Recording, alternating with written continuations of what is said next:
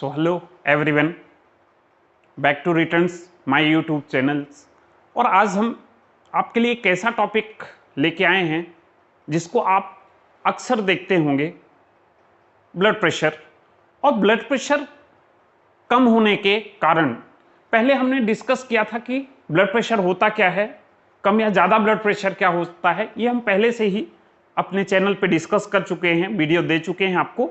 आज हम एक चीज़ जानने की कोशिश करते हैं कि किसी भी व्यक्ति का ब्लड प्रेशर कैसे कम हो सकता है, ये किन किन कंडीशंस होती हैं कि उसका ब्लड प्रेशर कम हो जाता है, जिसको हम हाइपोटेंशन या लो ब्लड प्रेशर कहते हैं, और आम बोलचाल की भाषा में आप कहते हैं कि उसका बीपी कम हो गया, तो ये समस्या हो रही है। तो आज हम जानते हैं कि किसी भी व्यक्ति का बीपी कैसे लो होता है, क्या कारण है बीपी लो होने के, और उसको जब बीपी लो होता है तो उसके पीछे क्या लॉजिक होता है, हमारी बॉडी में क्या ऐसे चेंजेस देखने को मिलते हैं। तो ये इंटरेस्टिंग वीडियो आइए शुरू करते हैं बिना देर किए हुए, ताकि आपको सही टाइम पे सारा कंटेंट अवेलेबल हो जाए। तो बात करते हैं कि बीपी लो क्यों होता है। तो बीपी जब हमारा, आपको पता है कि नॉर्मल 120/80 mmHg के आसपास बीपी होता है नॉर्मली, और जब 80 से नीचे, या मैं कहूं कि 90/60 से नीचे बीपी चला जाता है, तो उस कंडीशन में हम मानते हैं कि उसका बीपी या ब्लड प्रेशर क्या हो रहा है, लो हो रहा है। और बीपी जब लो होता है तो इसका मतलब कि हमारा हार्ट क्या है, ठीक से सर्कुलेशन नहीं कर रहा है। जितना सर्कुलेशन ब्लड को सर्कुलेट करना चाहिए था उतना ब्लड सर्कुलेट नहीं हो रहा है, तो हमारे जो ब्रेन को प्रॉपर ब्लड सप्लाई है वो नहीं मिल पाती। और जब नहीं मिल पाती तो आप उस कंडीशन में क्या होता है कि आपको चक्कर आना शुरू हो जाता है, स्वेटिंग, पसीने आने शुरू हो जाते हैं, घबराहट होनी शुरू हो जाती है, बेचैनी होनी, माइंड में कंफ्यूजन की स्थिति हो जाती है। तो आइए जानते हैं कि किसी भी व्यक्ति का बीपी कैसे लो होता है। तो सबसे बात करते हैं बॉडी फ्लूइड्स, या हमारे बॉडी में पानी का क्या रोल है, या फ्लूइड्स, चाहे तो वो वाटर हो सकता है, वो इलेक्ट्रोलाइट्स हो सकते हैं, वो ब्लड हो सकता है। ये हमारी बॉडी में कहाँ कहाँ पाया जाता है और ये कैसे हमारी बॉडी को कंट्रोल करने का काम करता है। तो एक एडल्ट ह्यूमन, वो भी मेल की अगर बात करूं, तो बॉडी कंपोजिशन, अगर उसके बॉडी का कंपोजिशन देखें तो टोटल कितना है, तो बॉडी का में प्रोटीन और प्रोटीन से जो रिलेटेड सब्सटेंस हैं वो टोटल बॉडी का 18% हिस्सा होता है। मतलब 18% हिस्सा हमारा जो है प्रोटीन से, और प्रोटीन के जो दूसरे सब्सटेंस हैं उनसे मिलकर बना हुआ होता है। फिर बात करें कि फैट की, तो बॉडी में जो टोटल बॉडी है उसका 15% या 15% हिस्सा फैट से मिलकर बना हुआ होता है। फिर बात करते हैं मिनरल्स, मिनरल्स मतलब खनिज लवण, तो हमारी टोटल बॉडी का 7% हिस्सा जो है खनिज लवण से मिलकर बना हुआ होता है। फिर बात करें वाटर, तो इंपॉर्टेंट है वाटर कितना, टोटल बॉडी का 60% हिस्सा किससे मिलकर बना हुआ होता है, वाटर से मिलकर बना हुआ तो होता है। या कहें कि 60% हमारी बॉडी का हिस्सा पानी से मिलकर बना हुआ होता है। अब body fluids in the 2 compartments, आपने पहले भी सुना होगा कि हमारी बॉडी में जो फ्लूइड है वो 2 कंपार्टमेंट्स, 2 हिस्सों में डिवाइडेड है। पहला ईसीएफ, ईसीएफ मतलब fluid outside of the cells, ऐसा फ्लूइड जो सेल के बाहर होता है, या ईसीएफ का फुल फॉर्म होता है एक्स्ट्रा सेलुलर फ्लूइड, या एक्स्ट्रा सेलुलर फ्लूइड मतलब कि ऐसा फ्लूइड जो सेल के बाहर होता है। और ये टोटल बॉडी के फ्लूइड का कितना है होता है, 1/3, 1/3 हिस्सा हमारा फ्लूइड कहां मिलता है, सेल के बाहर मिलता है। या दूसरे शब्दों में कहें कि टोटल बॉडी वाटर का, हमारे शरीर में जितना पानी है, कितना पानी था 60%, उस 60% का 1/3 हिस्सा पानी का कहां मिलता है हमको, सेल के बाहर मिलता है।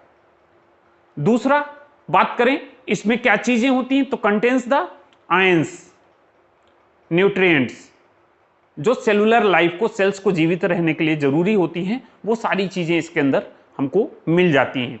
दूसरा इंट्रासेलुलर फ्लूइड, इंट्रासेलुलर फ्लूइड मतलब फ्लूइड इनसाइड द सेल्स, ऐसा फ्लूइड जो हमारे सेल के अंदर पाया जाता है, इंट्रासेलुलर फ्लूइड कहलाता है। और ये हमारे टोटल बॉडी वाटर का कितना होता है, 2/3, 2/3 हिस्सा सेल के अंदर मिलता है। और या दूसरे शब्दों में कहें कि टोटल बॉडी वाटर का कितना 67% हिस्सा, 2/3 या 67% हिस्सा हमारा क्या होता है, टोटल बॉडी वाटर का सेल के अंदर मिलता है फ्लूइड। तो हमने देखा कि सेल फ्लूइड दो जगह मिला, पहला तो सेल के बाहर, उसको हमने एक्स्ट्रा सेलुलर फ्लूइड कहा, दूसरा इंट्रासेलुलर फ्लूइड, ऐसा फ्लूइड जो हमारे सेल के अंदर मिला। तो जो सेल के बाहर मिला था वो कितना था, टोटल बॉडी वाटर का, हमारे शरीर में जितना पानी है, कितना पानी बताया अपन ने, 60%, उस 60% का 1/3 हिस्सा, या दूसरे शब्दों में कहूं कि टोटल बॉडी वाटर का 33% हिस्सा फ्लूइड का हमको कहां मिलता है, सेल के बाहर मिलता है, जैसा आप यहां पे देख पा रहे हैं। फिर बात करते हैं इंट्रासेलुलर फ्लूइड की। तो टोटल बॉडी वाटर का मतलब 60% का 67% हमको कहां मिलता है, सेल के अंदर मिलता है। अब अगर बात करें फ्लूइड कंपार्टमेंट की, तो जो टोटल 60% बॉडी वाटर था उसको हम, जैसा यहां डायग्राम में आप देख रहे हैं कि इसका क्लासिफिकेशन अगर हमने किया तो ये दो जगह मिला, ईसीएफ और आईसीएफ। तो ईसीएफ में टोटल 1/3 वॉल्यूम का 1/3 हिस्सा, या दूसरे शब्दों में कह सकते हैं टोटल बॉडी वाटर का 33% हिस्सा, या फिर ऐसा कह सकते हैं उस व्यक्ति के बॉडी के वेट का 20% हिस्सा पानी का कहां मिलता है हमको, सेल के बाहर मिलता है, एक्स्ट्रा सेलुलर स्पेस में।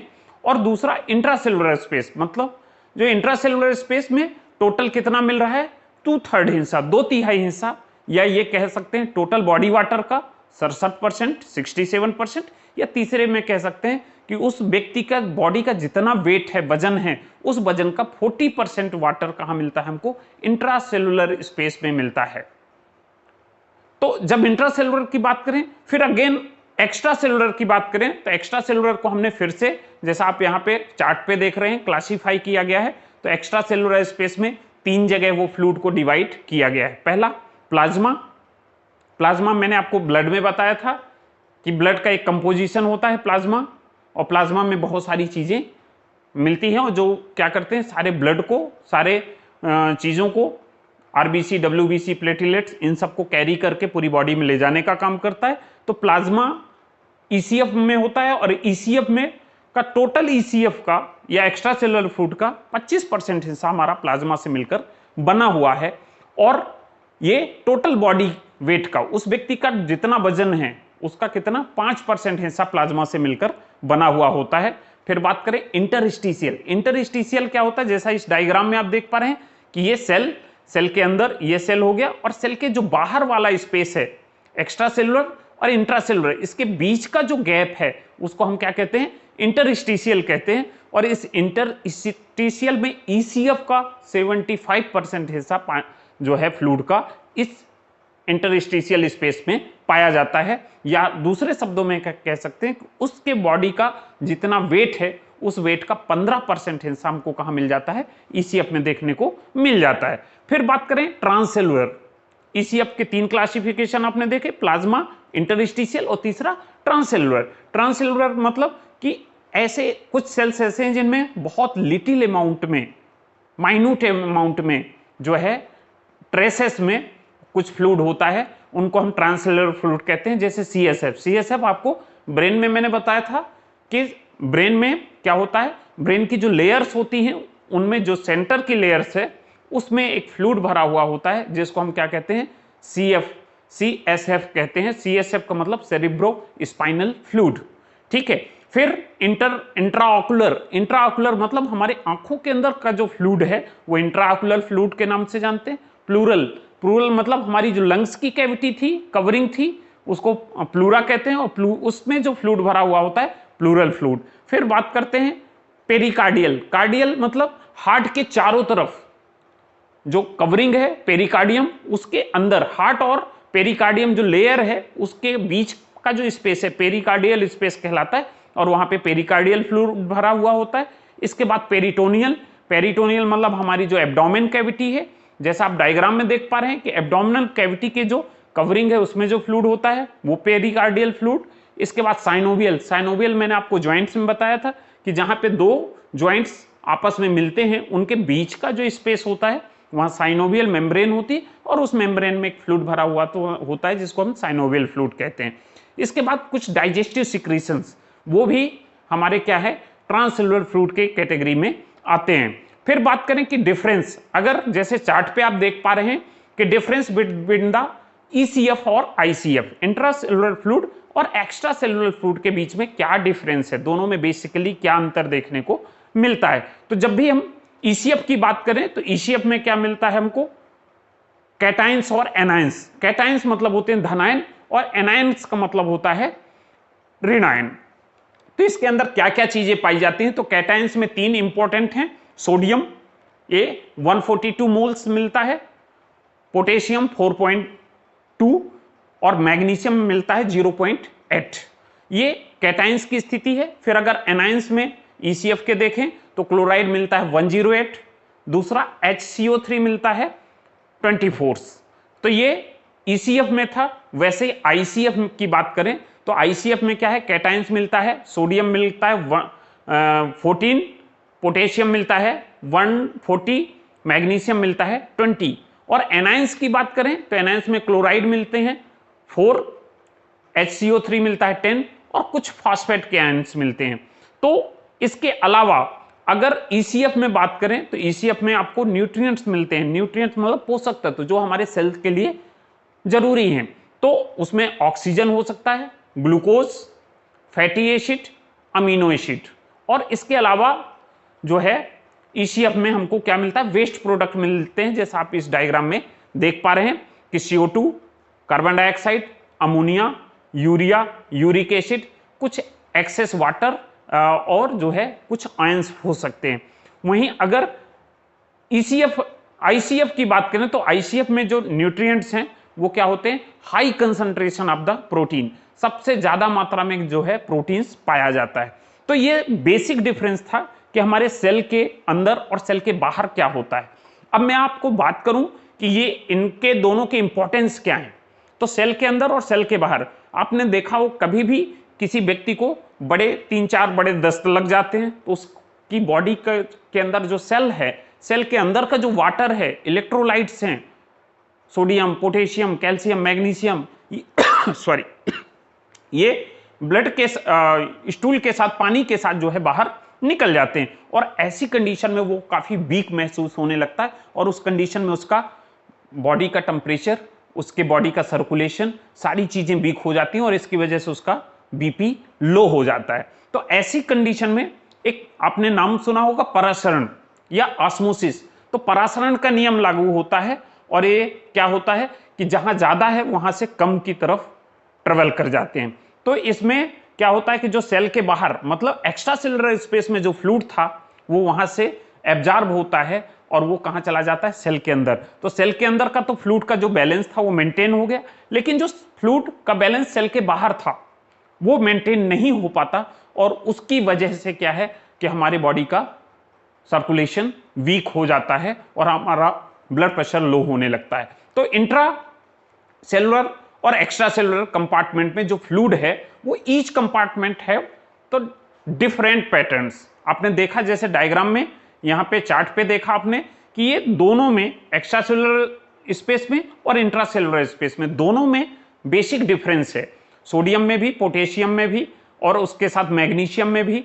फिर अगर रेनाइन की बात करें तो रेनाइन में क्लोराइड, HCO3 और इनमें भी बेसिक डिफरेंस है और ये डिफरेंस की वजह से ही हमको ब्लड प्रेशर में लगातार समस्या होती है। जब भी किसी बॉडी के फ्लूइड का लॉस होता है, चाहे तो वो एक्सीडेंट हो, चाहे तो वो लूज मोशन हो, चाहे तो वो वॉमिटिंग हो, जब भी इन कंडीशंस में पेशेंट होता है तो क्या होता है कि उसकी बॉडी के ब्लड वॉल्यूम को का लॉस होता है या फ्लूइड का किसी भी तरीके से लॉस होता है, तो उसके साथ में इन इलेक्ट्रोलाइट्स का भी लॉस होता है और इसकी वजह से हमारी बॉडी का जो सर्कुलेशन है, हार्ट के जो पंप करने का सिस्टम है, वो उसका प्रेशर कम होता है। प्रेशर कम होता है तो हमारे ब्रेन में प्रेशर कम जाता है और उसकी वजह से हमको BP लो की जैसी समस्या देखने को मिलती है।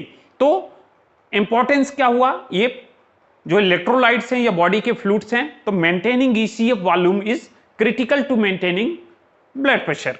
ठीक है, तो अगर ECF एक्स्ट्रा सेलुलर फ्लूइड का जो कंपार्टमेंट है अगर हमने उसको सही तरीके से रेगुलेट किया, सही तरीके से मैनेज किया, तो हमारा ब्लड प्रेशर क्या हो सकता है, मेंटेन हो सकता है। तो मोस्ट इंपॉर्टेंट इस पूरे टॉपिक का निचोड़ की अगर बात करूं मैं, तो निचोड़ क्या है कि इस टॉपिक में हमने ये चीज समझी कि अगर किसी व्यक्ति का फ्लूइड बैलेंस कम होता है एक्स्ट्रा सेलुलर स्पेस में, रीजन कुछ भी हो सकता है, या तो ब्लड लॉस हो सकता है, तो फ्लूइड लॉस, वॉमिटिंग हो सकता है, या तो लूज मोशन हो सकते हैं। और ऐसी कंडीशन में जब हमारे सेल के अंदर के इलेक्ट्रोलाइट्स वाटर के साथ, स्टूल के साथ बाहर निकल जाते हैं, तो हमारे एक्स्ट्रा सेलुलर स्पेस में जो फ्लूइड है, जो इलेक्ट्रोलाइट्स हैं, वो अंदर चले जाते हैं, इंट्रासेलुलर स्पेस में चले जाते हैं और बाहर का वॉल्यूम कम हो जाता है। और जब बाहर का वॉल्यूम कम होता है तो इसकी वजह से हमारा क्या हो जाता है, ब्लड प्रेशर डिस्टर्ब हो जाता है। तो जिन पेशेंट में बीपी कम होने की समस्या होती है,